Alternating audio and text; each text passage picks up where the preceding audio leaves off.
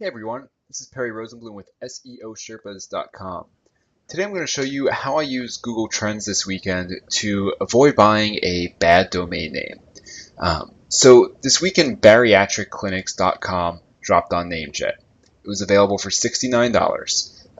I saw it, thought it could be a great domain name for flipping or even development purposes. So I went about what I typically do, which is first checking the Whois database.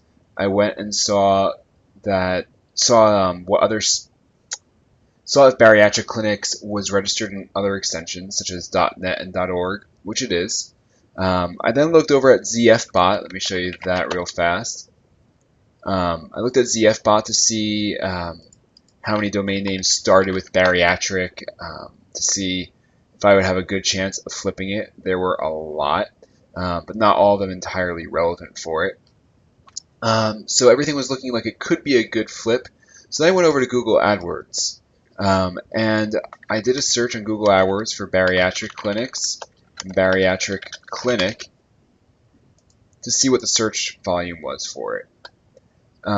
So when this pops up, you'll see that broad match bariatric clinics and bariatric clinic are searched for a lot, which was awesome. I then also looked at exact and phrase match to see everything else, and it shows you that exact is for clinics is low, but for singular is decently high, and phrase is high as well. Now I've sold plenty of domain names with terrible exact match search volume, probably not plenty, probably about 5 or 6 over the last year. So I take that with a grain of salt, but considering that broad has so much, I thought that this would have amazing development opportunity to create a directory of bariatric clinics. Nothing sexy, but I mean, if people are searching for it, it's got a very high CPC. It seemed like something that I could make some good money off of. So what I then did is I did some local searches. So you can see down here, Bariatric Clinic, Greensboro, North Carolina, search for a lot. Or at least it's recommended immediately by Google. Let's see. It has some search volume, which is great, enough to really get rolling with it. So I went ahead and searched for things starting local to verify that it would be a good development opportunity. Did Denver Bariatric Clinics. Let's do it singular as well. And maybe Arizona. And do a search. And there's nothing there. This raised a big alarm for me because there would be absolutely no development potential if it's not searched for in other places. So then what I wanted to do is see what was going on with this and investigate a little further. So I went to Google Trends. While here, I put in bariatric clinic, did a search. Lots of good search volume, it seems like. And then scrolling down, all right, well, it's all in the United States, so a little bit in Canada, but mostly in the US.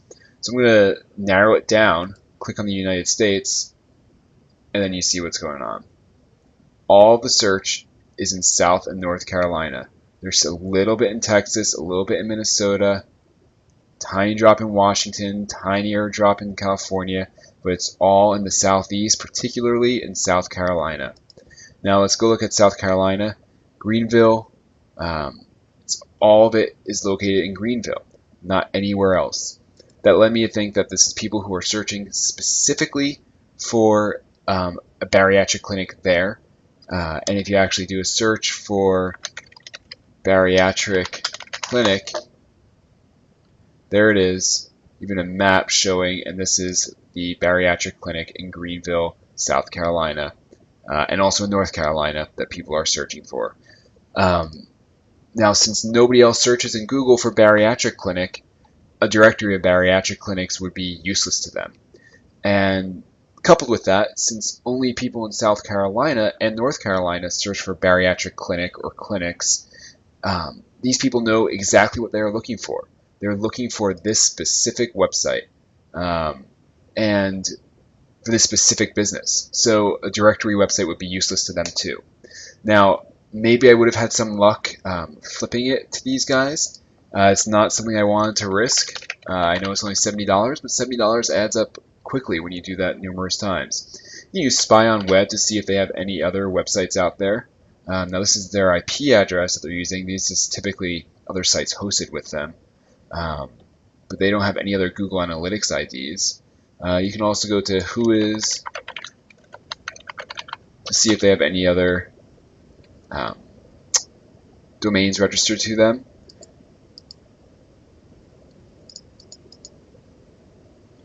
PIP printing. Okay, so maybe they do own a lot of domain names, 273, but ends up that this is just pip.com.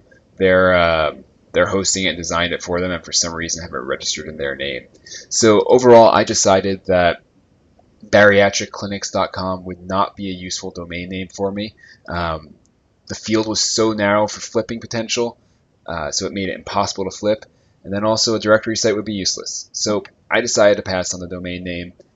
It might still be out there if you want to hand register it once it fully drops. But yeah, I hope this video tutorial helped show you how to use Google Insights and Google Trends to narrow down a domain name for development potential and also for flipping potential.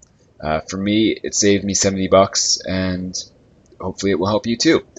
Perry Rosenblum, SEO Sherpas. Feel free to stop on by SEOsherpas.com for more great tips on how to make a living online. Thanks a lot.